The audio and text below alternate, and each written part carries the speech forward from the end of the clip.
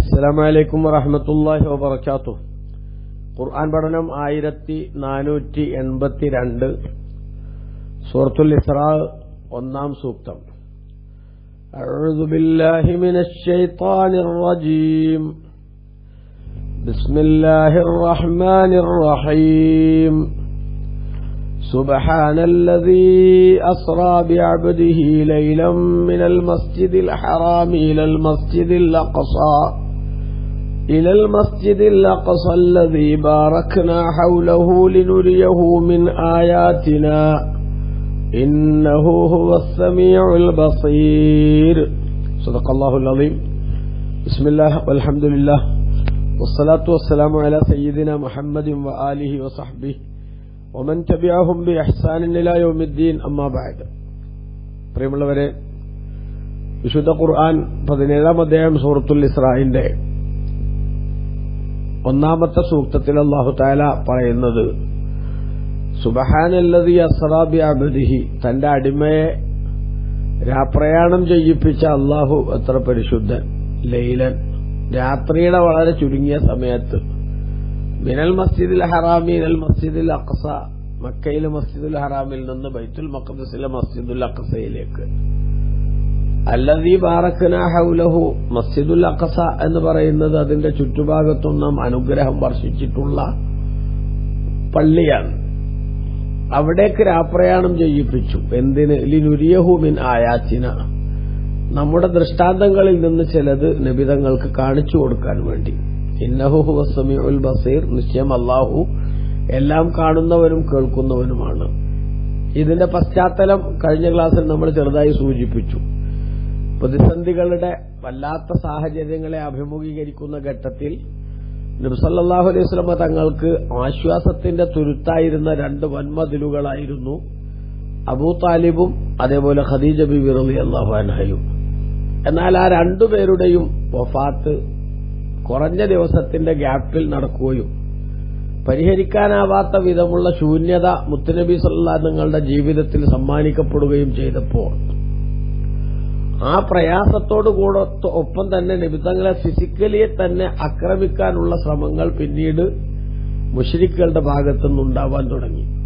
കഅബാലയത്തിന്റെ പരിസരത്ത് നബി സല്ലല്ലാഹു അലൈഹി വസല്ലം തങ്ങൾ നിസ്കരിച്ചുകൊണ്ടിരിക്കുമ്പോൾ ഉഖബത്ത് ബിൻ അബീ മുഅയ്ത്ത് വന്ന് മുത്തുനബി സല്ലല്ലാഹു അലൈഹി വസല്ലം തങ്ങളുടെ കഴുത്തിൽ തോർത്തുമുണ്ടിട്ട് മുറുക്കി കുഴപ്പെടുത്താൻ ശ്രമിച്ച രംഗം കണ്ടുകൊണ്ട് അബൂബക്കർ സിദ്ദീഖ് റളിയല്ലാഹു അൻഹു വരികയും, തഖ്തുലൂന റജുലൻ അൻ യഖൂല റബ്ബി അല്ലാഹ് വഖദ് ജാഅകും ബിൽ ബയ്യിനാതി മിർ റബ്ബി, ഒരാൾ അല്ലാഹു ആണ് എന്റെ റബ്ബ് എന്ന് പറഞ്ഞതിനാണോ നിങ്ങൾ ഒരാളെ കൊല്ലാൻ നോക്കുന്നത്? ആ മഹാനാണെങ്കിൽ അങ്ങനെ പറഞ്ഞത് വെറുതെ പറഞ്ഞതല്ല, കൃത്യമായിട്ടുള്ള തെളിവുകൾ കൊണ്ടുവന്നുകൊണ്ടാണ് പറഞ്ഞത് എന്ന് പറഞ്ഞ് ഉഖബത്ത് ബിൻ അബീ മുഅയ്ത്തിനെ പിടിച്ചു മാറ്റുന്ന അവസ്ഥയൊക്കെ ഉണ്ടായി. എന്ന് പറഞ്ഞാൽ നേരത്തെ അബൂ താലിബിന്റെ സംരക്ഷണം, ഖദീജ ബീബിയുടെ സ്വാധീനം, ഇതൊക്കെ നബിതങ്ങൾക്ക് സപ്പോർട്ടായിട്ടുണ്ടായതുകൊണ്ട് നബിതങ്ങളെ ശാരീരികമായി ഉപദ്രവിക്കുന്നതിൽ നിന്ന് മാറി നിന്ന ശത്രുക്കൾക്ക് ഈ രണ്ടു തടസ്സങ്ങൾ നീങ്ങിയതോടുകൂടെ നബിതങ്ങളെ തന്നെ നേരിട്ട് ഉപദ്രവിക്കാമെന്ന ഒരു കണ്ടീഷനിലേക്ക് അവരുടെ മനോഗതി മാറുകയാണ് ചെയ്യുന്നത്. അപ്പൊ അങ്ങനെയുള്ളൊരു പ്രതിസന്ധിയുടെ വല്ലാത്ത ഘട്ടത്തിൽ നബി സല്ലല്ലാഹു അലൈഹി വസല്ലം തങ്ങൾക്ക് അല്ലാഹു തആല ആത്മവിശ്വാസം ഒന്നുകൂടി അരക്കിട്ടുറപ്പിക്കുന്നതിനും ഈ ലോകത്ത് ആരൊക്കെ നഷ്ടപ്പെട്ടാലും അള്ളാഹു തങ്ങളെ സംരക്ഷിക്കാനും സഹായിക്കാനും ഉണ്ട് എന്ന് അനുഭവത്തിന്റെ അടിസ്ഥാനത്തിൽ ഒന്നുകൂടി ബോധ്യപ്പെടുത്തി കൊടുക്കാനും വേണ്ടി ഉണ്ടാക്കിയിട്ടുള്ള ഒരു യാത്രയാണ് വാസ്തവത്തിൽ ഇസ്രാവും മിഅ്റാജും. അതുകൊണ്ട് തന്നെ ആ യാത്രയിൽ രണ്ടിലും മുത്തുനബി സല്ലല്ലാഹു അലൈഹി വസല്ലം തങ്ങൾ ഒട്ടനവധി ദൃഷ്ടാന്തങ്ങൾ, തെളിവുകൾ കണ്ടിട്ടുണ്ട്.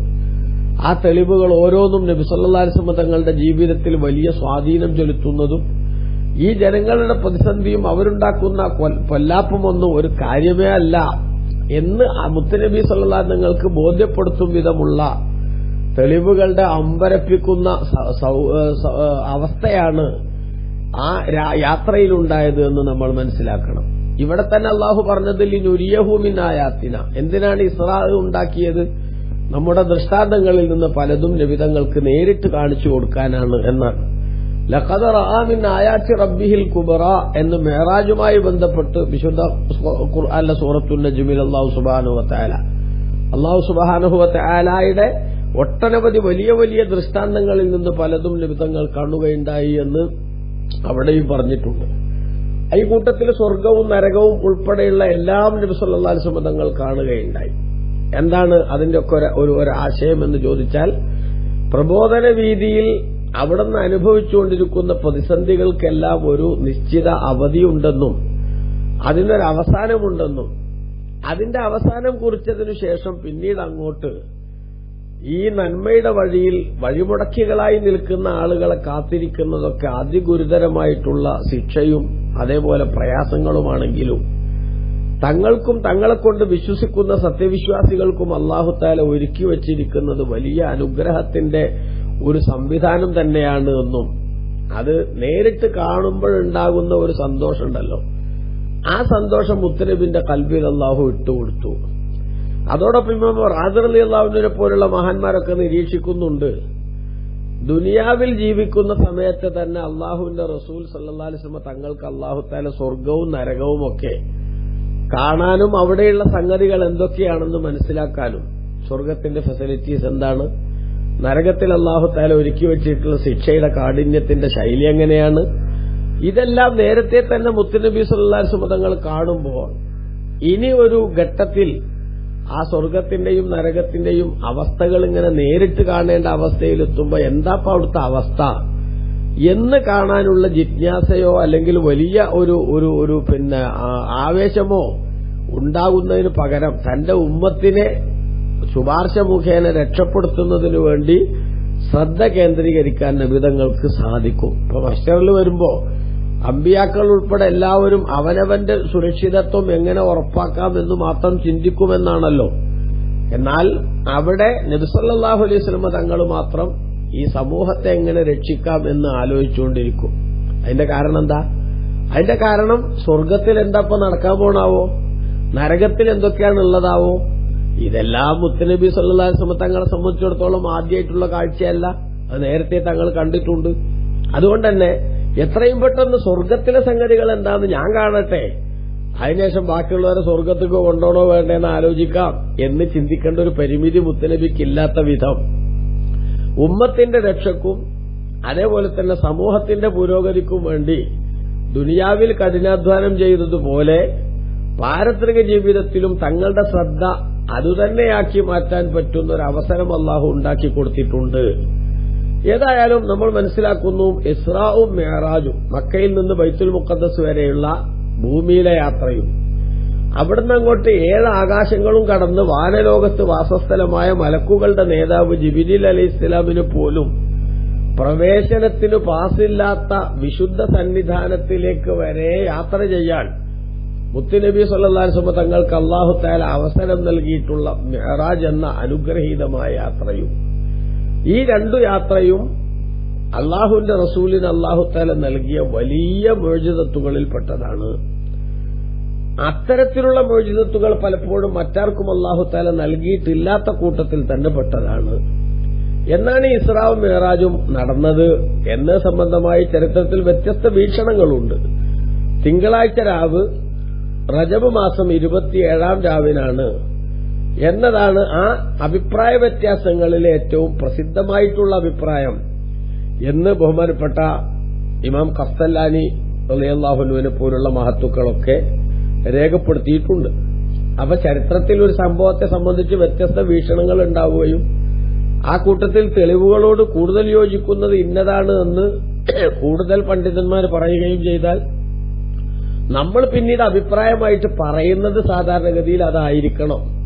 ഇങ്ങനെയുള്ള അഭിപ്രായ വ്യത്യാസം ഒരു വിഷയത്തിൽ വന്നാൽ അതിൽ പ്രബലവും പ്രബലമല്ലാത്തതും ഉണ്ടാവും. എങ്കിൽ തെളിവുകളുടെ അടിസ്ഥാനത്തിൽ കൂടുതൽ പ്രബലമായത് ഏത് എങ്കിൽ അതുമാത്രം പറഞ്ഞ് അവസാനിപ്പിക്കുന്ന രീതി പിൽക്കാലത്ത് വരും. അതുകൊണ്ടാണ് പിൽക്കാലത്ത് അമലുന്നാസ് ജനങ്ങളുടെ ഒക്കെ തീരുമാനം എന്നാപ്പോ ഇസ്രാഉ മിഅ്റാജ് എന്ന് വെച്ചാൽ അത് റജബ് 27 എന്ന് മുസ്ലിമിന്റെ നാവിൽ നിന്ന് അനായാസം വരാവുന്ന വിധത്തിൽ മുസ്ലിം ഉമ്മത്തിന്റെ മനസ്സിൽ സ്ഥിരപ്രതിഷ്ഠ നേടിയിട്ടുള്ള ഒരു സംഗതിയാണ് ഇസ്രാഉ മിഅ്റാജും എന്നാണ്ടായത് എന്ന് സംബന്ധമായി. അതുകൊണ്ട് ഇനി നമ്മൾ അത്രേ പറയേണ്ടതുള്ളൂ. അഭിപ്രായ വ്യത്യാസമുണ്ട്, ആയിക്കോട്ടെ. ആ അഭിപ്രായ വ്യത്യാസം എന്നത് പല വിഷയത്തിലും കാണുമല്ലോ. എന്നാൽ അഭിപ്രായ വ്യത്യാസമുള്ള വിഷയങ്ങളൊന്നും നമ്മൾ തള്ളിക്കളയാനല്ലോ, ഇസ്രാഉ മിഅ്റാജ് ഉണ്ടായിട്ടില്ല എന്ന് പറയാനല്ലോ ശരി. ഉണ്ടായിട്ടുണ്ട് എന്നാണെന്നാണ് പറയുന്നത്. റജബ് 27 മുസ്ലിം ഉമ്മത്തിന്റെ പൊതുവായ ആ വിഷയത്തിലുള്ള നിലപാട്. അതുകൊണ്ട് നമ്മളും ആ നിലപാട് പറയുന്നു. ആ പൊതു നിലപാടിന്റെ കൂടെ നിൽക്കൽ തന്നെയാണ് പിൽക്കാലത്ത് ജീവിക്കുന്ന മനുഷ്യന്മാർക്ക് കരണീയമായിട്ടുള്ള കാര്യവും എന്ന് നമ്മൾ മനസ്സിലാക്കണം. ഏതായാലും ഈ യാത്ര നബി സല്ലല്ലാഹു അലൈഹി വസല്ലം തങ്ങൾക്ക് മക്കത്തെ മസ്ജിദുൽ ഹറാമിൽ നിന്ന് ബൈത്തുൽ മുഖദ്ദസ് വരെയുള്ള യാത്ര ബുറാഖ് എന്നൊരു വാഹനത്തിന്റെ പുറത്താണ് അല്ലാഹു തആല നടത്തിച്ചത്. ജിബ്രീൽ അലൈഹിസ്സലാമിന്റെ കൂടെ ആ ബുറാഖ് എന്ന വാഹനപ്പുറത്ത് മുത്തുനബി യാത്ര ചെയ്യുമ്പോൾ ആ ബുറാഖ് എന്ന വാഹനത്തിന്റെ ഒരു പ്രത്യേകത എന്ന് പറഞ്ഞാൽ അതിന്റെ കണ്ണെത്തുന്ന അത്രയും ദൂരേക്ക് കാലും എത്തുമെന്നതാണ്. അപ്പൊ നമ്മൾ ഇവിടെ നിന്ന് നോക്കിയാൽ കുറെ അകലത്തേക്ക് നമുക്ക് കാണാൻ പറ്റും. പക്ഷെ അവിടെ നമ്മൾ നടന്നെത്തണമെങ്കിൽ ഒരു പക്ഷെ ഒരുപാട് ദിവസങ്ങൾ വേണ്ടി വന്നേക്കാം. എന്നാൽ കണ്ണെത്തുന്ന അത്രയും ദൂരം നിമിഷ നേരം കൊണ്ട് കാലുമെത്തുന്ന അത്ഭുതമുള്ള മൃഗമാണ് ബുറാഖ് എന്ന് പറയുന്ന വാഹനം. അതുകൊണ്ട് തന്നെ പോകാനൊരു മാസവും തിരിച്ചു വരാനൊരു മാസവും ആവശ്യമുള്ള 2 മാസം അന്നത്തെ കണ്ടീഷനിൽ യാത്ര ചെയ്യേണ്ട അത്രയും ദൂരം രാത്രിയുടെ വളരെ ചുരുങ്ങിയ സമയം കൊണ്ട് ബഹുമാനപ്പെട്ട നബി സല്ലല്ലാഹു അലൈഹി വസല്ലം തങ്ങൾ യാത്ര ചെയ്തു എന്ന് പറയുന്നത് അതുകൊണ്ട് തന്നെ അത്യത്ഭുതങ്ങളിൽപ്പെട്ട ഒരു സംഗതിയാണ് എന്ന് നമുക്ക് മനസ്സിലാക്കാൻ പറ്റും. മഹാന്മാരായ സഹാബത്ത് മുത്തുനബി സല്ലല്ലാഹു തങ്ങളിൽ നിന്ന് ഇസ്രാവും മിഅ്റാജും സംബന്ധമായിട്ടുള്ള ധാരാളം ഹദീസുകൾ ഉദ്ധരിച്ചിട്ടുണ്ട്. മുത്തുനബി സല്ലല്ലാഹു അലൈഹി വസല്ലം തങ്ങളുടെ ശരീരവും അതേപോലെ തന്നെ ആത്മാവും രണ്ടും കൂടി തന്നെയാണ് ഈ 2 യാത്രയിലും സംബന്ധിച്ചിട്ടുള്ളത് എന്നു തന്നെയാണ് ആ വിഷയത്തിലെ ഏറ്റവും ശരിയായ അഭിപ്രായം എന്നുകൂടി നമ്മൾ മനസ്സിലാക്കണം. അല്ലാതെ വെറും സ്വപ്നത്തിൽ കണ്ട ഒരു സംഭവത്തെ ഇത്ര പൊല്ലാപ്പോടുകൂടെ ആരും വിലയിരുത്തില്ലല്ലോ. ഇസ്രാ മിഅ്റാജ് നടന്നപ്പോൾ ജനങ്ങളുടെ കൂട്ടത്തിൽ നിന്ന് ഇസ്ലാമിലേക്ക് കടന്നു വന്നു. പക്ഷെ മനസ്സിൽ ഈമാൻ ഉറച്ചിട്ടില്ലാത്ത കുറെ ആൾക്കാർ നബി സല്ലല്ലാഹു അലൈഹി വസല്ലം തങ്ങൾ ഇസ്രാവും മിഅ്റാജും കഴിഞ്ഞ് തിരിച്ചു വന്നപ്പോ അത് ശരി മുഹമ്മദ് നബിക്ക് എന്തൊക്കെയോ വിളിച്ചു പറയണ പണിയാണല്ലേ എന്ന് ചിന്തിച്ചുകൊണ്ട് ഇസ്ലാമിൽ നിന്ന് രാജിവെച്ചതായിട്ടുള്ള ചരിത്രം വരെ ഉദ്ധരിക്കപ്പെടുന്നുണ്ട്. അപ്പൊ അങ്ങനെയാണ് ഇസ്ലാം. നമ്മുടെ ഈ ചെറിയ ബുദ്ധി യുക്തി അതിലൊന്നും ചിലപ്പോൾ ഉൾക്കൊള്ളാത്ത പലതും ഇസ്ലാമിലുണ്ടാവും. അത് നമ്മുടെ പരിമിതിയാണ്, അല്ലാതെ ഇസ്ലാമിന്റെ മോശമല്ല. ഈ പരിമിതി തിരിച്ചറിയാതെ കുറെ സാധുക്കൾ ഇസ്ലാമിനെ വിമർശിക്കാനും ഇസ്ലാമിന്റെ ആശയങ്ങൾക്ക് നിലപാടുകൾക്ക് നേരെ കൊഞ്ഞനം കുത്താനും ഒക്കെ പല വിഷയത്തിലും പലരും ശ്രമിക്കാറുണ്ട്. ഇസ്ലാമിന്റെ പുറത്തുള്ള ഒരുപാട് സാധുക്കൾ ഇസ്ലാമിന്റെ സകലമാന പദ്ധതികളെയും ഇவ்விധം അവരുടെ ഈ ശുഷ്കിച്ച മസ്തിഷ്കത്തിന് ഉൾക്കൊള്ളാനാവുന്നില്ല എന്ന് പറഞ്ഞ് നിരാകരിക്കുന്നത് കാണാം. ഇസ്ലാമിന്റെ അകത്തുണ്ടെന്ന് പറയുന്ന ബിദഈകളും പുത്തനവാദികളും ബഹുമാനപ്പെട്ട ഇസ്ലാമിലെ ഒട്ടനവധി കാര്യങ്ങളെ ഒരു ഉട്ടോപ്യൻ കഥ എന്ന രൂപത്തിൽ അല്ലെങ്കിൽ മായാവി കഥ എന്ന രൂപത്തിലൊക്കെ അവഗണിക്കുകയും നിരാകരിക്കുകയും ചെയ്യുന്നതും കാണാം. എന്നാൽ ഇതൊന്നും ഇസ്ലാമികമായി ശരിയായ നിലപാടല്ല. ഇസ്ലാമികമായി ശരിയായ നിലപാട് അബൂബക്കർ സിദ്ദീഖ് റളിയല്ലാഹു അൻഹു ഉയർത്തിപ്പിടിച്ച നിലപാടാണ്. എന്താണത്? നബി സല്ലല്ലാഹു അലൈഹി വസല്ലം തങ്ങൾ ഒരു മാസം അങ്ങോട്ടും ഒരു മാസം ഇങ്ങോട്ടും യാത്ര ചെയ്യേണ്ട ബൈത്തുൽ മുഖദ്ദസ് വരെ ഒരു രാത്രിയിലെ കുറഞ്ഞ സമയം കൊണ്ട് പോയി എന്ന് പറഞ്ഞും അവസാനിപ്പിക്കാതെ അതേ യാത്രയിൽ തന്നെ ഞാൻ 7 ആകാശങ്ങളും കടന്ന് അതിന്റെ അപ്പുറവും യാത്ര ചെയ്തിട്ട് തിരിച്ചു വന്നു എന്ന് മുത്തുനബി സല്ലല്ലാഹു അലൈഹി വസല്ലം തങ്ങൾ പറഞ്ഞപ്പോ എല്ലാവരെയും ഇസ്ലാമിൽ നിന്ന് അകറ്റാൻ പറ്റിയ സന്ദർഭം ഇതുതന്നെയാണ് എന്ന് മനസ്സിലാക്കി ഖുറൈശികൾ എല്ലാവരെയും സമീപിച്ചു. മുഹമ്മദ് നബി പറയുന്നത് കേട്ടില്ലേ? ഞങ്ങൾ നേരത്തെ പറഞ്ഞില്ലേ ഇദ്ദേഹം അബ്നോർമലാണെന്ന്? എന്തൊക്കെയോ കുഴപ്പമില്ലെങ്കിൽ മനുഷ്യന്മാർ ഇങ്ങനെയൊക്കെ സംസാരിക്കുമോ എന്ന അർത്ഥത്തിൽ ചോദിച്ചുകൊണ്ട് പലരുടെയും അടുത്ത് ചെന്നു. ചിലരൊക്കെ ഈ വസ്വാസാക്കുന്നതിൽ പെട്ടു, ഇസ്ലാം ഒന്ന് രാജിവെച്ചു, പരലോകം നഷ്ടപ്പെടുത്തി. അതേ സമയത്ത് സിദ്ദീഖ് തങ്ങളുടെ അടുത്ത് ഈ അഭിപ്രായമായിട്ട് അവർ ചെന്നപ്പോ സിദ്ദീഖ് റളിയല്ലാഹു അൻഹു എന്താ ചോദിച്ചേ? സിദ്ദീഖ് റളിയല്ലാഹു അൻഹു ചോദിച്ചു, മുത്തുനബി സല്ലല്ലാഹു അലൈഹി വസല്ലം തങ്ങൾ അങ്ങനെ പറഞ്ഞുവോ? ബഹുമാനപ്പെട്ട നബി സല്ലല്ലാഹു അലൈഹി വസല്ലം തങ്ങൾ അങ്ങനെ പറഞ്ഞു എന്ന് കൃത്യമായി അവർ വിശദീകരിച്ചു. അപ്പൊ മഹാനായ സിദ്ദീഖ് റളിയല്ലാഹു അൻഹു പറയുന്ന മറുപടി എന്താണ്? അങ്ങനെയാണെങ്കിൽ അത് സത്യമേ ആവാൻ വഴിയുള്ളൂ. ഒരിക്കലും മുഹമ്മദ് നബി സല്ലല്ലാഹു അലൈഹി വസല്ലം തങ്ങൾ കള്ളം പറയില്ല. ഇതിലും വലുത് നബി സല്ലല്ലാഹു അലൈഹി വസല്ലം തങ്ങൾ പറഞ്ഞാലും എന്ന് പറഞ്ഞാൽ നമുക്ക് ഉൾക്കൊള്ളാനും അംഗീകരിക്കാനും സാധിക്കില്ല എന്ന് തോന്നുന്നത് നബി സല്ലല്ലാഹു അലൈഹി വസല്ലം തങ്ങൾ പറഞ്ഞാലും ആ സംഗതിയും ഞാൻ ശരിയാണെന്ന് പറയും. കാരണം മുത്തുനബി സല്ലല്ലാഹു അലൈഹി വസല്ലം തങ്ങൾക്ക് നുണ പറഞ്ഞ് പരിചയമില്ല. അള്ളാഹുവിന്റെ റസൂല് സത്യമേ പറയൂ എന്ന് പ്രഖ്യാപിച്ചതുകൊണ്ടാണ് അബൂബക്കർ റളിയല്ലാഹു അൻഹുവിന് അസ്സിദ്ദീഖ് എന്ന ഉന്നതമായ സ്ഥാനം നൽകപ്പെട്ടത് എന്ന് ബഹുമാനപ്പെട്ട പണ്ഡിതന്മാർ ഇവിടെ ഇതുമായി ബന്ധപ്പെട്ട ചരിത്രത്തിൽ രേഖപ്പെടുത്തിയിട്ടുണ്ട്. അപ്പൊ ഏതായാലും ബഹുമാനപ്പെട്ട നബി സല്ലല്ലാഹു അലൈഹി വസല്ലം തങ്ങളുടെ ഈ ഇസ്റാഉം മിഅ്റാജും അള്ളാഹുവായിട്ട് സംവദിക്കാൻ നേരെ മക്കത്ത് തന്നെയാണ് പോയാൽ പോരെ. അതിന് പകരം അള്ളാഹു സുബ്ഹാനഹു വ തആല ബൈത്തുൽ മുഖദ്ദസിലേക്ക് ആദ്യം കൊണ്ടുപോകുന്നു. അതിന്റെ പ്രധാനപ്പെട്ട കാരണം എന്താ പണ്ഡിതന്മാർ രേഖപ്പെടുത്തുന്നത്? അതിന്റെ പ്രധാനപ്പെട്ട കാരണം ബൈത്തുൽ മുഖദ്ദസ് എന്ന് പറയുന്നത് മസ്ജിദുൽ അഖ്സ എന്ന് പറയുന്നത് മൂന്നാമത്തെ ഹറം ആയി പരിഗണിക്കപ്പെടുന്ന സ്ഥലമാണ്. ഒരുപാട് അമ്പിയാക്കളുടെ ഖിബലയായിട്ടുള്ള സ്ഥലമാണ്. അതോടൊപ്പം തന്നെ ഒരു വലിയ യാത്രയിൽ അതിന്റെ താഴെയുള്ള സംവിധാനങ്ങൾ കൂടി സന്ദർശിച്ചുകൊണ്ട് പോവുക എന്നൊരു രീതി പ്രധാനപ്പെട്ടതാണ്. ഹജ്ജിന് പോകുമ്പോൾ നമ്മൾ നേരത്തെ നമ്മുടെ നാടുകളിലൊക്കെയുള്ള മക്ബറകളിലൊക്കെ ഔലിയാക്കളൊക്കെ സന്ദർശിക്കും. അപ്പൊ ചില സാധുക്കൾ ചോദിക്കാറുണ്ട്, ഈ വലിയ തങ്ങളടുത്തേക്ക് പോകുമ്പോ എന്തിനാ പോയി ചെറിയ തങ്ങന്മാരത്ത് കൂടെ നടക്കണത്, അതിനെന്തിനാ നേരം കളയണത്? അതന്നെയാണ് അള്ളാഹുവായിട്ട് സംസാരിക്കാൻ പോണ മുത്തുനബി സല്ലല്ലാഹു അലൈഹി വസല്ലം നേരത്തെ ബൈത്തുൽ മുഖദ്ദസിലാണ് ആദ്യം പോകുന്നത്. ആ ബൈത്തുൽ മുഖദ്ദസിനെ പരിചയപ്പെടുത്തിയെടുത്ത് അള്ളാഹു പറഞ്ഞത് എന്താ? അല്ലദീ ബാറക്നാ ഹൗലഹു. അതിന്റെ ചുറ്റുഭാഗത്ത് മസ്ജിദുൽ അഖ്സയെ പരിചയപ്പെടുത്തിയെടുത്ത് അള്ളാഹു പറയുന്നത് അല്ലദീ ബാറക്നാ ഹൗലഹു. അതിന്റെ ചുറ്റുഭാഗത്ത് നാം അനുഗ്രഹം ചൊരിഞ്ഞിരിക്കുന്നുവെന്ന്. ചുറ്റുഭാഗത്തുള്ള അനുഗ്രഹങ്ങൾ എന്താണ്? ഭൗതികമായ അനുഗ്രഹവുമുണ്ട്, ആത്മീയമായ അനുഗ്രഹവുമുണ്ട്. ഇമാം റാസി റളിയല്ലാഹു അൻഹു രേഖപ്പെടുത്തി, ഭൗതികമായ അനുഗ്രഹം നന്നായി ഫലഭൂയിഷ്ടമായിട്ടുള്ള കൃഷികളും അതേപോലെ തന്നെ കായ്കനികളും പഴങ്ങളുമെല്ലാം സജീവമായി വളർന്നു നിൽക്കുന്ന മണ്ണാണ് അവിടെ. അവ ചുറ്റുഭാഗത്ത് ഭൗതികമായ അനുഗ്രഹം അല്ലാഹു വർഷിച്ചിട്ടുണ്ട്. ആത്മീയമായ അനുഗ്രഹമോ അന്നഹു മഖറുൽ അംബിയാഇ, അംബിയാഇന്റെ അന്ത്യവിശ്രമ കേന്ദ്രമാണ് മസ്ജിദുൽ അഖ്സയുടെ പരിസരം. മഹാന്മാരെ അന്ത്യവിശ്രമം കൊള്ളുന്ന സ്ഥലം അത് അനുഗ്രഹത്തിന്റെ സ്ഥലങ്ങളാണ്. പടച്ച തമ്പുരാന്റെ റഹ്മത്ത് ഇറങ്ങുന്ന സ്ഥലങ്ങളാണ്. ഇതാണ് മുസ്ലിമിന്റെ വിശ്വാസം.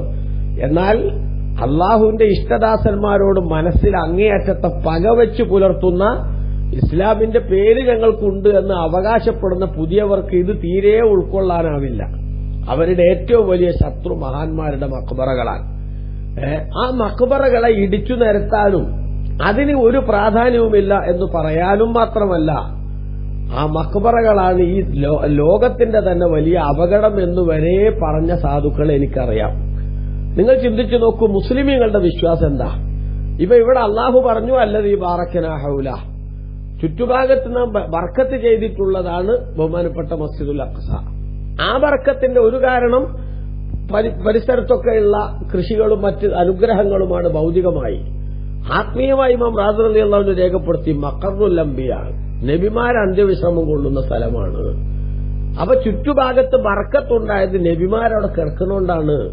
ഇപ്പൊ നമുക്കറിയാമല്ലോ, മദീന മുത്തുനബി സല്ലല്ലാഹു അലൈഹി വസല്ലം തങ്ങളുടെ അന്ത്യവിശ്രമത്തിന് അള്ളാഹു തെരഞ്ഞെടുത്ത മണ്ണാണ്. അത് മദീനയിലെ ഏറ്റവും വലിയ പ്രത്യേകതയാണ്. റസൂലുള്ള കിടക്കുന്നിടത്ത് ഒരു മഹത്വമില്ലാത്ത സ്ഥലമല്ല, വലിയ മഹത്വമുള്ള സ്ഥലമാണ് എന്നാണ് സഹാബത്തിന്റെ വിശ്വാസം.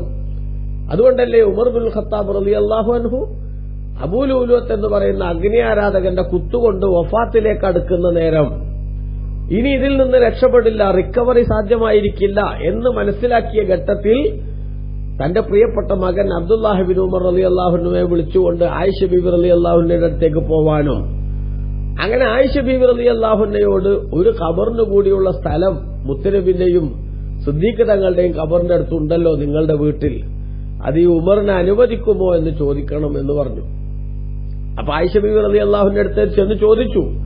അപ്പൊ ആയിഷ ബീബി പറഞ്ഞു, അത് എനിക്ക് വേണ്ടി വെച്ചതായിരുന്നു, പക്ഷെ ഇങ്ങനത്തെ ഒരു ഘട്ടത്തിൽ ഖലീഫയെ ഞാൻ അമീറുൽ മുഅ്മിനീൻ ഉമർ റളിയല്ലാഹു അൻഹുവിന് എന്റെ താൽപര്യത്തെ അവഗണിച്ചുകൊണ്ട് തന്നെ ഞാൻ ഇതിന് അനുവാദം നൽകുന്നു എന്ന് പറഞ്ഞു. അങ്ങനെ ഉമർ റളിയല്ലാഹു അൻഹു അവിടെ മറവ് ചെയ്യപ്പെട്ടു.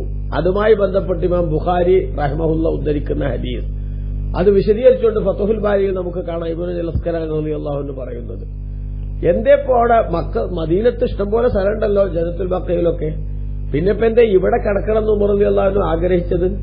മരണത്തിന്റെ തൊട്ടു മുമ്പായിട്ട് അത്തരം ഒരു ആവശ്യമായിട്ട് ആയിഷ ബീവിന്റെ അടുത്തേക്ക് ആളെ പറഞ്ഞയച്ചത് എന്തിനാ? മുത്തുനബി സല്ലല്ലാഹു അലൈഹി വസല്ലം തങ്ങളുടെ ചാരത്ത് കിടക്കുന്നത് മുഖേന തനിക്ക് ലഭിക്കാനുള്ള ബർക്കത്തുകൾ ഒരുപാടുണ്ട് എന്ന് ഉമർ റളിയല്ലാഹു അൻഹു വിശ്വസിക്കുന്നുണ്ട്. ഇതാണ് സുന്നികളുടെ വിശ്വാസം. കാരണം മഖ്ബറകൾ ഒരിക്കലും തന്നെ, മഹാന്മാരുടെ മഖ്ബറകൾ ഒരിക്കലും തന്നെ അത് ലയനത്തിറങ്ങുന്ന സ്ഥലമല്ല, ശാപത്തിന്റെ സ്ഥലമല്ല, കുഴപ്പത്തിന്റെ സ്ഥലമല്ല. അത് പടച്ച തമ്പുരാന്റെ അനുഗ്രഹങ്ങൾ വല്ലാതെ ഇറങ്ങുന്ന സ്ഥലമാണ്. ആ സ്ഥലമാണ് മസ്ജിദുൽ അഖ്സയുടെ പരിസരം എന്നാണ് ബാറക്നാ ഹൗലഹു എന്നതിന്റെ ഉദ്ദേശത്തിൽ ഒന്നായി ബഹുമാനപ്പെട്ട ഇമാം റാസി റളിയല്ലാഹു അൻഹു ഒക്കെ രേഖപ്പെടുത്തുന്നത്. ഇതൊന്നും ഉൾക്കൊള്ളാനും ഇതിനെ സ്വീകരിക്കാനൊന്നും മനസ്സ് പാകപ്പെടാത്തവർക്ക് ഈമാനുമായിട്ടൊന്നും വലിയ ബന്ധം ഉണ്ടാവില്ല എന്ന വസ്തുത കൂടി നമ്മൾ തിരിച്ചറിയണം. ഏതായാലും നബി സല്ലല്ലാഹു അലൈഹി വസല്ലം തങ്ങൾക്ക് അല്ലാഹു തആല നൽകിയിട്ടുള്ള ഇസ്രാഉം മിഅ്റാജും അങ്ങേയറ്റം അനുഗ്രഹീതമായിട്ടുള്ള സംഭവമാണ്. ഹറമുകൾ തമ്മിലുള്ള ബന്ധങ്ങൾ, അതുപോലെ തന്നെ ഭൂമിയും ആകാശവും തമ്മിലുള്ള ബന്ധങ്ങൾ എല്ലാം സ്ഥിരീകരിച്ചുകൊണ്ട് എല്ലായിടത്തേക്കുമുള്ള സൂപ്പർ ഹീറോ ആയ മുത്തുനബി സല്ലല്ലാഹു അലൈഹി വസല്ലം തങ്ങളെ അള്ളാഹു അവതരിപ്പിക്കുന്ന യാത്രയുടെ ചുരുക്കമാണിത്. അത് മുത്തുനബിക്ക് കിട്ടിയ വലിയ അംഗീകാരമാണ്, നമുക്കുള്ള വലിയ സന്തോഷമാണ്. അല്ലാഹു തആല ആ വിധത്തിൽ അതൊക്കെ മനസ്സിലാക്കാൻ നമുക്ക് ഭാഗ്യം നൽകട്ടെ. ആമീൻ. വസല്ലല്ലാഹു അലാ സയ്യിദിനാ മുഹമ്മദിൻ വആലിഹി വസഹ്ബിഹി വസല്ലമ വൽഹംദുലില്ലാഹി റബ്ബിൽ ആലമീൻ. വസ്സലാമു അലൈക്കും വറഹ്മത്തുള്ളാഹി.